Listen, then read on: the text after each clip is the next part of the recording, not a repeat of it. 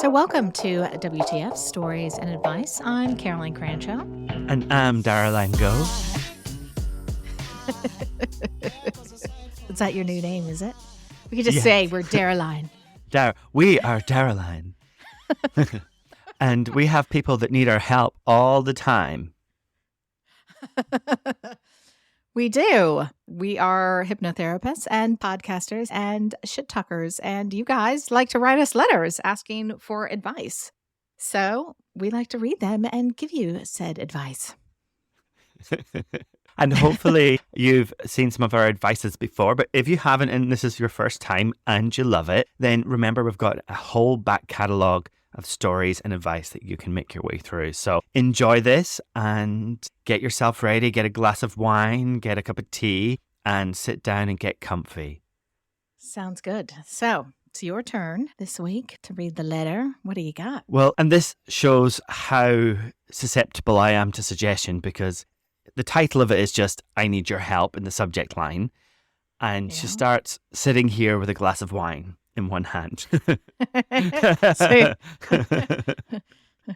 We don't realize how not brainwashed, that's not the right word, how, I guess it's suggestible, how influenced we are just by the littlest things. Yeah, things in your environment, unconscious cues, big business knows it, and they know that they can sneak photos here, adverts there, and even if you've got no intention of buying a product, that later on, when you go to choose a product, you'll recognize a brand and you'll trust it.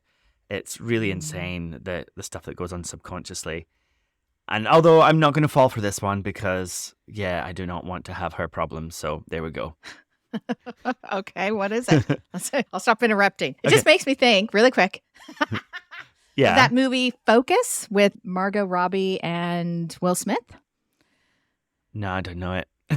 Have you never seen Focus? I don't think About the con artists? No. Oh, you have to watch that movie because they talk a lot about subconscious influence as well and how we get tricked. I can't believe you haven't seen that movie. It's a great movie. They do this big con and they do all these things to influence someone into making a very particular decision. And it's really good. You should watch it. Okay. Anywho, okay, sorry. No. You know me.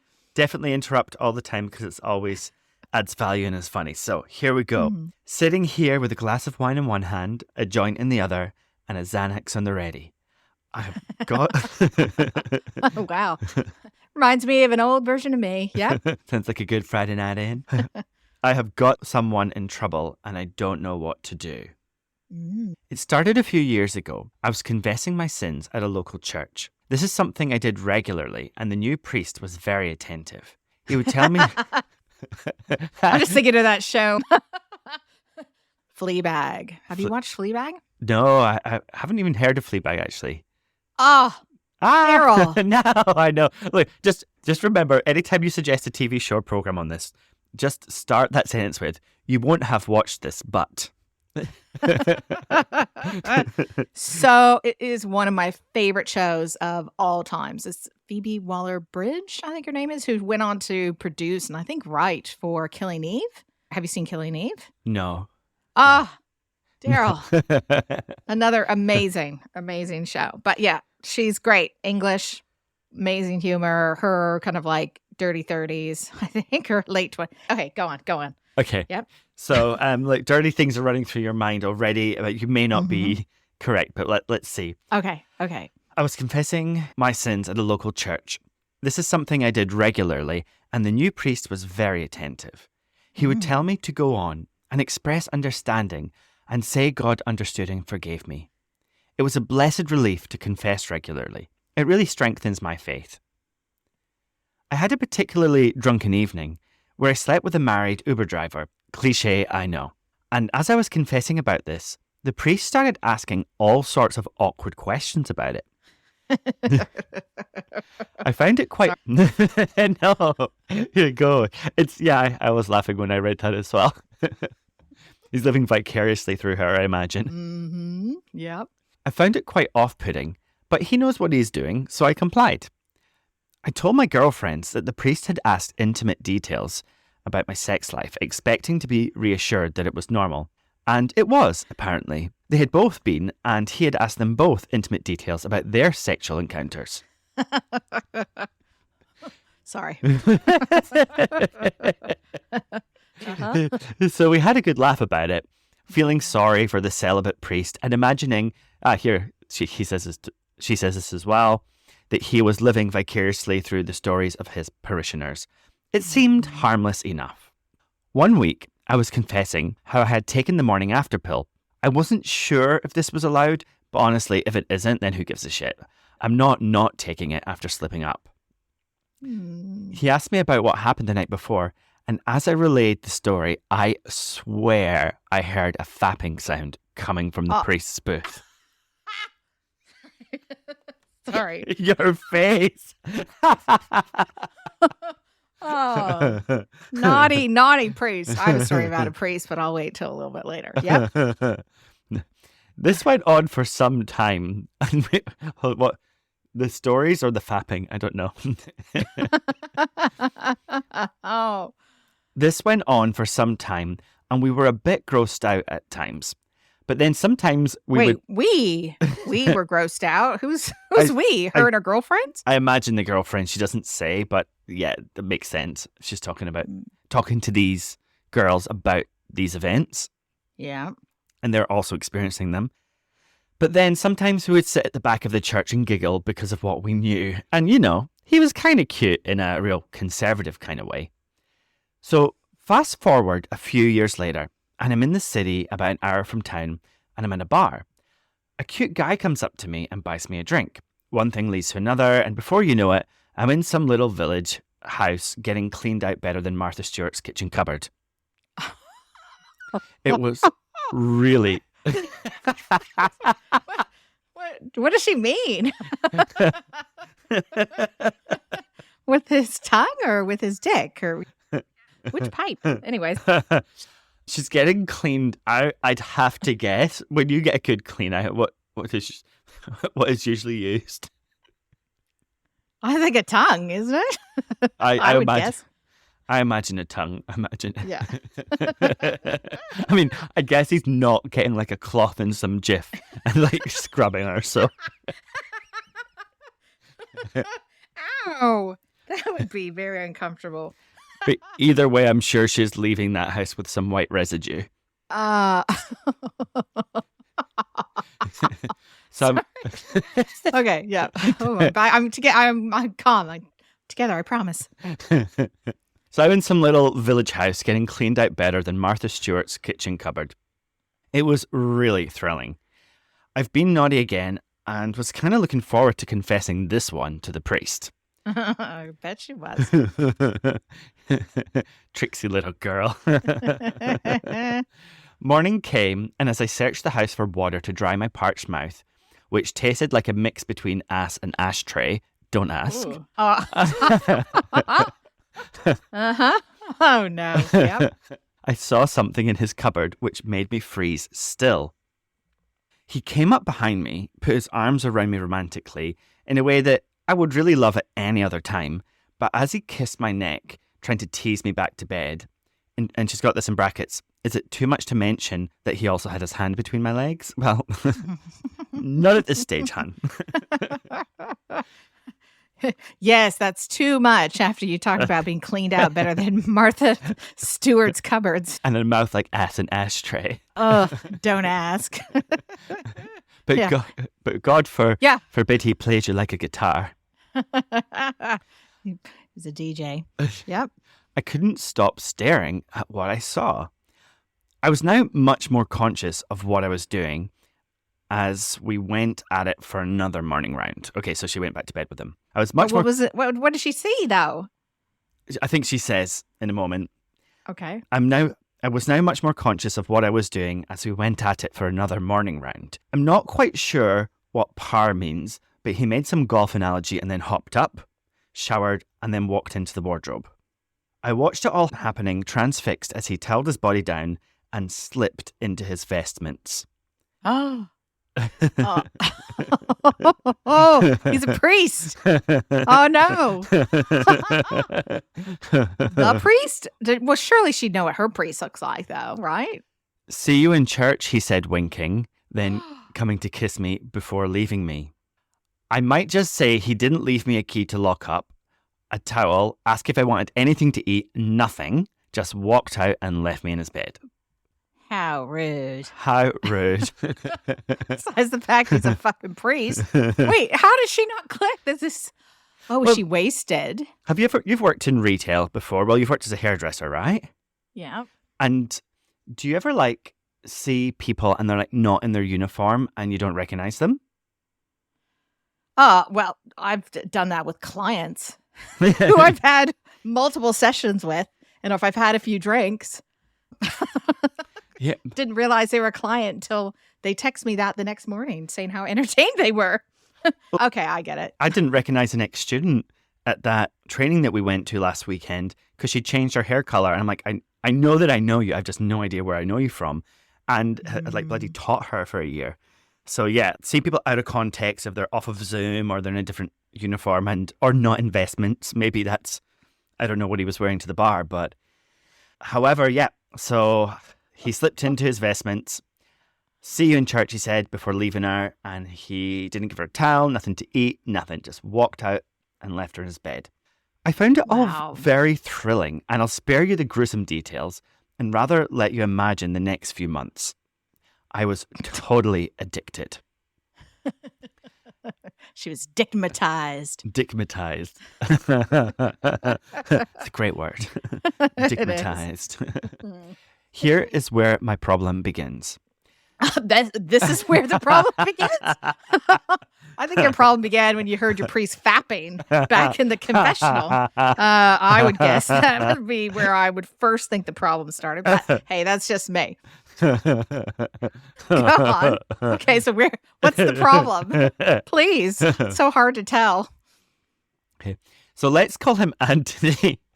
I should feel guilty, but I don't. He claims he's an atheist and is only staying in the job so he doesn't lose the Tide housing. What? He doesn't know what else he would do with his life. It's a good job and he's good at it. So, yeah, right? Wow. Mm-hmm. They're pretty desperate for priests now, though. Yeah. I mean, look at the people that they kept over the years that they should have gotten rid of. Oh. So, continuing to see him, my problem is what happens next? Can there be a future? He won't leave his job and he isn't allowed to marry. So he wants to keep me a secret. It is, of course, very thrilling, but I'm really starting to develop feelings for him. And I don't know if I'm setting myself up for hurt, pain, and rejection if I keep seeing a man who won't commit, who quite literally can't commit. I tried talking to my priest about it all. The same priest or another one? And he's getting worried. He's getting worried because other parishioners have started talking, and there's suggestions that he may be reported for having an unsanctioned relationship. My good friend suggested I write to you guys. I hadn't heard of you, so I've been making my way through your episodes, and I love the advice you give. Yes, you do laugh at us, and I fully expect you to laugh at my expense. But you're also refreshingly honest. Please, honestly, what should I do? P. She's just signed it. Not like urine, but like the letter P. Fucking hell. Well, that's a first. I don't think we've had someone fucking a priest on the show for advice, have we? No, I don't think we have. Well, there's a lot of problems with this situation. The one that I actually find the most concerning is the fact that he says he's an atheist and he's just doing it as a job, which to me shows a real, almost like sociopathic tendencies. I think there was a court case, and I'm trying to think back because it might have been 15, 20 years ago, maybe even more. And I feel like it was in the UK, but I don't remember. But I remember hearing something about a priest or a minister that didn't believe in God and kept his job and then they sacked him or wanted to sack him, but they couldn't. Because you can't sack people for religious beliefs. Wow. And That's pretty interesting, isn't it? Yeah. I mean, priests, my family was Catholic, and we stopped going to church when I was about 7 because the priest was molesting all the boys. And so that put a damper on that.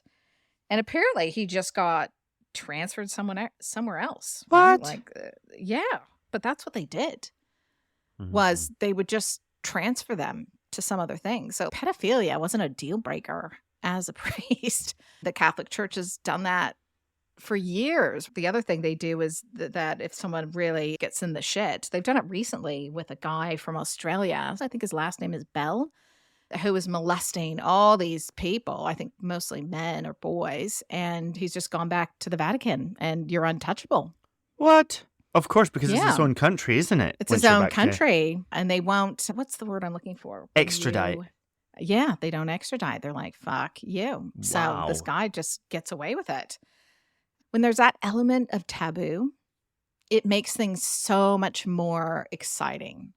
And that's why affairs, that taboo, doing something naughty, the honeymoon period will last for 20 years with affairs. You're going back to this lady, not the priests and the kiddie fiddling, not the pedo priests. Yeah, I'm talking about P, who's written into us so I think when things are a bit taboo and you're doing something against your morals, or if that feels wrong or exciting, you're high as a kite. They have not made a drug that equates with that, at least not one I have personally tried. You can see why you start to feel like you're in love, and that, especially with the female brain, is we're hardwired. What the hell was that? Did you hear that? No. What was it? It was a whistle. Like a demon. Did you hear that? Are you kidding me? You didn't do that. I didn't whistle, and I didn't hear a whistle. See if it's on the recording when we play it back. But yeah. It was like someone went, that was fucking weird. Oh, I got chilly tingles all over my body. Somebody else was talking about demons this morning and demonic stuff in relationship to the Catholic Church, by the way, as well, coincidentally. Nah, it's probably just the wind blowing somewhere. No. No. I'm hearing something outside. Maybe it's outside. That sounds like a child screaming. Anyways. Yeah, I think it all feels very exciting. It's all very taboo. He obviously doesn't give a shit about his vows of celibacy, which I never agree with. I think that just sets up people. I mean, you really are setting people up for problems if you deny a basic human drive. I mean, it's one thing to say, oh, well, we're humans and we've got a conscious brain and we've got morals and we can choose. But actually, that's not realistic. Like, if we have a drive for survival, for eating, for drinking, and for sex, and we just have that, right? We're just always going to, our subconscious is always going to drive us towards it. So, yeah, I don't blame him for not being celibate. You know, you look at other churches where the priests or the ministers don't have to be celibate, and they seem to do a lot less deviant behavior. So I don't blame him for that. No, it's so interesting with the whole kind of child molestation thing with the church. They estimate 10% of men have a sexual attraction to children, which that in and of itself is insane. Sorry, this really doesn't have to do with her.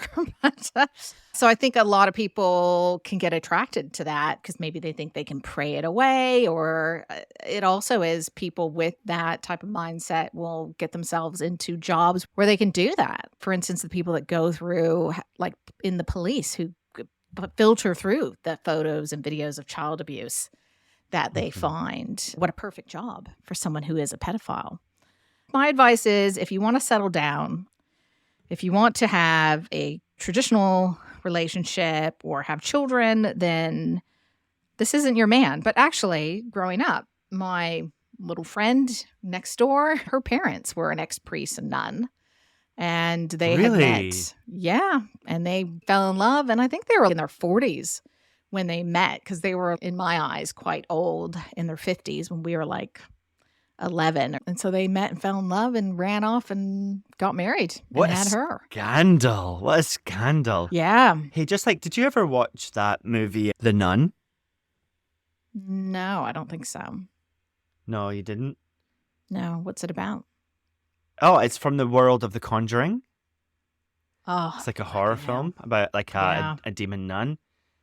But there's this French-Canadian priest that's in Romania, and if I was a nun, I'd definitely run away with him. Like, definitely. Like, fuck my vows. Yeah. Definitely, I would be running away. But there's multiple issues. But at the end of the day, him and imagine if your job said to you, for your job, A, you can't have sex, and B, you have to retain the exact same spiritual belief for the rest of your life. That's a tough call. It's a tough call, and probably he should leave, but we don't know how old they are. Like, maybe he's like 55, he's ready to retire in 5 years, and he's like, look, I've lost my faith, but I'm going to stick at it, because what am I going to do? Go and retrain as a carpenter for 5 years? Like, we don't exactly know the situation. I'm guessing he's a bit younger, but yeah, it's not ideal. There is a bit of deception there. There's a bit of lying, and also it's not just her. Like, he was being flirty is not the right word. What do you call it? It's lascivious. I don't know. That word's come into my head. Yeah, that's a good word for it. He was definitely trying to getting her to tell a lot of details, sounding like he's fapping. And if you don't know what fapping is, I think you can guess. Yeah, wanking, masturbating. Such a great word. I really must use that word more. Fap. Oh, apparently I'm in quite a few no-fap forums. That's where I've heard the word. You just look at my face and you don't want to masturbate anymore. No, I'm just kidding. No, because I was on a TV show talking about porn addiction. And yeah, someone had posted that in some no-fap forum. I got a whole bunch of sessions with guys trying to get rid of their porn addiction. The other thing, I think you just need to be really honest with him. I mean, you never know. He could end up leaving it all for you if you're like meant to be together, or that's what he really wants. But I see too many women settle, right? They'll settle for a situation that's not quite right. They'll settle for a guy that tells them what they want to hear, but never actually does anything for them. And if you really want someone to commit to you and have a more kind of traditional relationship where they can admit they're with you, then you need to leave that relationship. You know, if you want closure with someone, start with your legs. Oh, I like that. Well, I think, I don't know. I think at some point it just comes down to those boundaries again, right? At the end of the day, he's probably in trouble anyway, right? So either it needs to be completely called off so that he can kind of dodge further trouble. And that should be up to him to do, right? Because you don't have to call it off so he doesn't get into trouble at work. Or, boundaries-wise, what do you actually want? Like, is this fun for you? Is this why you like it? Are you enjoying it? Like you say, it's very thrilling, but you're developing feelings. Are you in love with him? And if you're not in love with him, then does it matter? But you're beginning to get worried about hurt, pain, rejection, and you're saying he can't and won't commit. Have you talked to him about it? Because there are options. You could end it. You could keep it as it is. Or you can say, this is not going to work for me.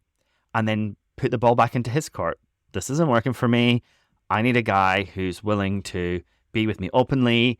If that's what you want, then do it and face the consequences. Be a man. And if you don't want that, then that's okay. Legs closed. Off I go.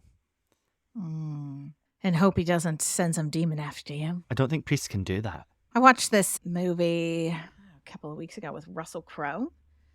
It's a new one based on a true story, I think, with a priest who goes to help out to do a exorcism in this abbey or something that this family had bought in Italy, I think, or Spain. I can't remember exactly where it was.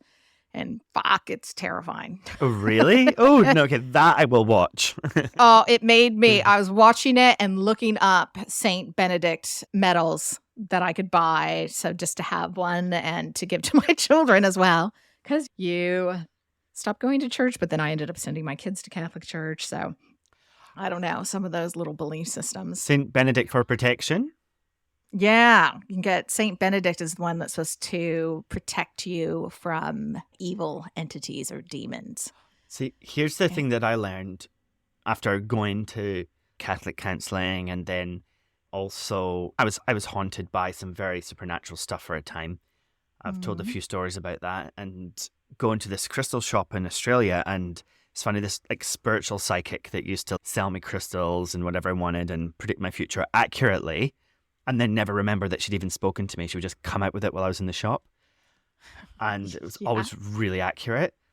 Yeah. And they both agreed on this one thing. And so I followed it, and I've never been troubled again. And that thing was that wearing a St. Benedict or having a crystal in your window or anything like that is almost like an invitation for fear. Every time you see that, you're saying, I need to be protected because I'm not protected. And they both agreed you need to learn that you just are protected, that God protects you, or you protect yourself. You don't need a symbol of it. And every time you have a symbol, it's evidence that there's something to be protected of. So it's subconsciously reinstalling that fear within you every time you see it. So I got rid of all the protection. Like I would never not wear a crystal. Haven't worn one for years. And got rid of all my crystals from my windows except for ones that looked pretty. And I just wanted them for that reason. And I've never been troubled since. But that's just me personally. I'm not saying like everybody should copy that. But I also managed to develop quite a strong faith that I was protected, that it was correct, that I didn't require these. So yeah. That's interesting. I think that's the thing you always have to remember, though watching that movie made me go, maybe not. So what I always tell people is you have to remember you're always stronger than anything supernatural, right? Because they are just spirit or some type of energy, whereas we are like physical and spirit. And we are a lot more powerful. What they can do is make you fearful. The story I have about a priest is that when I first started my practice as a hypnotherapist, and I did this type of therapy called parts therapy, which I still do and teach to this day, which I love. But when I first started doing it, from the very first session, I had insane things happen, like these things claiming to be entities that I had attached to people, and they would talk in different voices, and they would threaten me, and it was actually terrifying. And then my children were having night terrors, and there was all this stuff happening. And I would talk to the people who trained me and be like, what do I do? Someone help me. And they'd be like, I've never even heard of that. That's insane. And I was like, fuck, who do I talk to? Because I literally felt like I was going crazy with just these different things happening. And it was actually quite awful. And I was like, well, I'll go talk to the priest who would know about evil entities or things like that. And so I'd go down and just pop into the church before I pick up my daughters from school and talk to Father John, who is lovely. And he's like, oh, well, you say 10 Hail Marys before you ever do any session, and here's some holy water to keep in your office, and blah, blah, blah, blah, blah. And I was like, great. Okay, thanks. But as I was walking out, he was like, and you can also just ask God to stop sending you clients like that. If that's too much for you, then just ask him to stop, because he obviously thinks you can handle it. And I'm like, okay, God, if you can hear me, please stop sending me clients like that. And it just stopped. Yep. Crazy, right? And I was like, oh, and it was actually the best advice I ever got. I also told the psychiatrist that was sending me all these like paranoid schizophrenic people to stop sending me clients as well. That was helpful, because I was doing these sessions with them that their voices that they were hearing were actually claiming to be other things, and the voices would stop after you do this. Now, I'm not saying all schizophrenia is that people are hearing entities or spirits, but with my own experience, and maybe that's just anecdotal, right? Maybe that it's just a metaphor the subconscious used to stop hearing the voices and to heal them. But at the same time, it was quite amazing how things they had been hearing for years just went away. People would argue against something like that potentially, but I say this. If a pig walked up to you and spoke perfect English and then took off and flew away, you wouldn't need to have 100 pigs do that or do a study where you could prove every pig can speak to prove that that one did it. Like, things can happen, and they can obviously happen right in front of your face. And just because somebody hasn't produced a study that says this is what causes schizophrenia doesn't mean that that wasn't the case in this instance.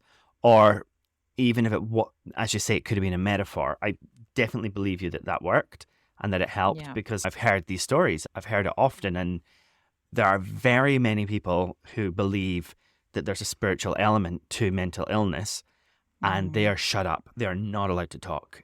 It's not part of the conversation. So interesting, Caroline. Well, I hope that P doesn't think that she's in any spiritual danger. I don't think he's going to send demons after you. I don't think he's going to send God onto you either, because he doesn't sound like they're that strong of buddies. And he also sounds like he must be good in bed or something like that, or it is just the drama that you like, the thrill, the secrecy. So consider that. Like, if it was out in the open, would you even enjoy it? Like, would you want that? Do you want to go through with him what would happen if he came out as having a fancy woman? Is that something that you would enjoy? And 5 years down the line, do you see yourself with him without all the excitement, like out in open, hanging out with your friends, hanging out with his friends? And if sweet, maybe something to pursue, maybe it's real. And if not, maybe it's the thrill. And I'm sure there's lots of places you can go and get a thrill. So let us know what you do. I really hope that this helps in some way. Definitely. And I don't even know what else to say about that. Well, I think that's about it. That's about it, probably. Yeah. Yeah. That's a good advice, though, to really think, okay, imagine him in his day-to-day clothes and looking normal and living a normal life. But the thing that concerned me the most when I first heard the story was the fact that he's like, I'm an atheist. I'm just doing this for the money, which shows he's a very good bullshit artist. Right? I mean, that's a con artist. Yeah. I don't know. Have you seen Dairy Girls? No. Definitely have to watch it. It's like the best comedy in the last 10 years or so, I reckon.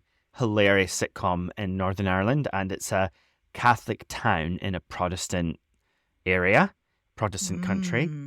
Yeah. And one of the priests in it has a crisis of faith. He's like the chaplain for the school. And the schoolgirl gets the wrong idea, of course, and thinks that he's in love with her, which he, of course, is not. And he ends up leaving the church for this woman. And it's, as you saw with your neighbours, with the priest and the nun, it's a thing that happens, that people lose their faith, that faith changes. I know that I've had plenty clients that have had crises of their faith and their spirituality, and have come to me as part of healing that, whatever their spirituality is, including Catholicism, Christianity. So, if you watch that comedy, it's a great take on it, because he ends up going back to the priesthood. And I think the church understands and knows. Whether he's talked to the church about it, I don't know. And I'm not saying that I think it's okay to lie but I also don't know his situation. So I'm just not going to assume he's a big fat liar because of that. He might just be in an impossible situation, give him the benefit of the doubt. But he's also got some other qualities which we can definitely, through evidence, show are not top notch when it comes to what you want in a boyfriend, such as asking multiple women to tell them details of their sexual encounters and then fapping off in public. Exactly. In vulnerable situations. Yeah. And how many other women is he doing this with? I would follow him, do a stakeout, and see if he's got other women going over. That would have to be illegal, right? Because he's taking advantage of a position of power, a position of vulnerability. Yeah, I don't know about illegal, but from the law, but from the church, 100%. And ethically, that's just not good. But it seems to happen a lot, doesn't it? Where people are in positions of authority and take advantage of that. He definitely took advantage of that. He knew who she was, right? Because he said, see you in church.